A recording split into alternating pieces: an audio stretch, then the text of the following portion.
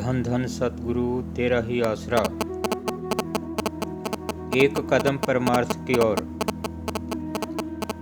एक बार पूज्य परम संत मैनेजर साहब जी ने सत्संग में फरमाया कि सुल्तान महमूद एक मुसलमान बादशाह हुआ है। वो रैयत का बड़ा खैर ख्वाह था। रात को भेष बदली करके देखता कि मेरे राज्य में कोई इंसान दुखी या परेशान तो नहीं है। एक बार जब वो रात को भेष बदली करके निकला तो रास्ते में उसको 5 आदमी मिले। बादशाह ने पूछा कि आप कौन हैं? उन्होंने कहा कि हम चोर हैं। उन्होंने पूछा कि आप कौन हैं? तो बादशाह ने कहा कि मैं भी चोर हूँ। उन सब ने मिलकर सलाह की कि चलो मिलकर चोरी करते हैं।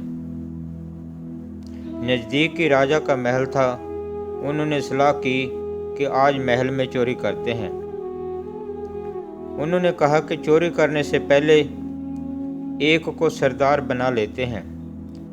सरदार बनाने के लिए अपनी अपनी सिफ़त बताएं।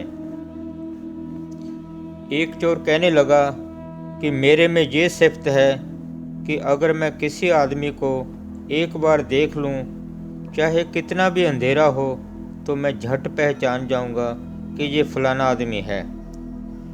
दूसरे ने कहा कि मैं कुत्तों की बोली पहचानता हूँ।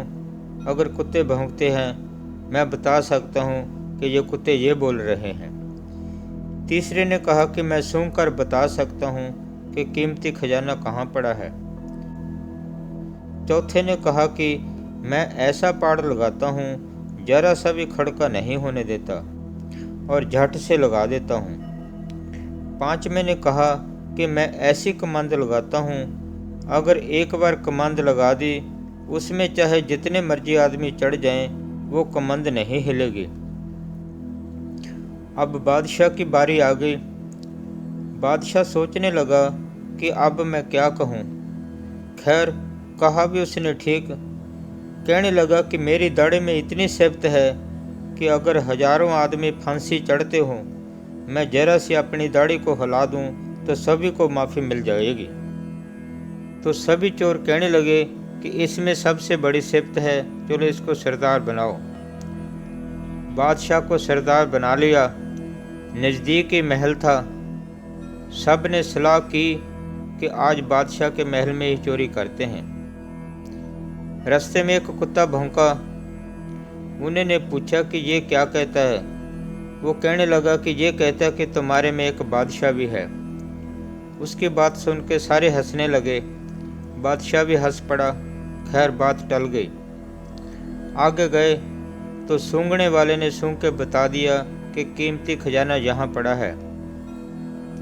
पाड़ लगाने वाले ने पाड़ लगाया, चोरी की और सारा सामान बांट के अपने अपने घरों में चले गए। बादशाह भी महल में आ गया। दूसरे दिन बादशाह ने सिपाही भेज के 5 चोरों को पकड़ लिया और कचहरी में बुला लिया और फांसी की सज़ा दे दी कि आपने बादशाह के महल में चोरी की है। अब वो आदमी जो कहता था कि जितना मर्जी अंधेरा हो, जिस आदमी को मैं एक बार देख लूं, मैं उसको झट पहचान जाऊंगा कि ये वही फलाना आदमी है, वो कहने लगा कि ये तो रात वाला ही हमारा साथी है। उन चोरों ने कहा कि अब तो कोई और चारा नहीं है। गले में पल्ले डाले और हाथ जोड़कर बेनती की कि बादशाह सलामत, एक बार हमारे को माफ़ी दे दो, हम दोबारा कभी चोरी नहीं करेंगे, जरा से अपनी दाढ़ी हिला दो। पूज्य परम संत मैनेजर साहब जी ने फरमाया कि चोर तो पहले ही जानते थे कि चोरी करना पाप है, जेलों में जाएंगे, फांसियों पर चढ़ेंगे, पर छोड़ी तो नहीं। जब बादशाह सामने आ गया, आप चोरी करेंगे?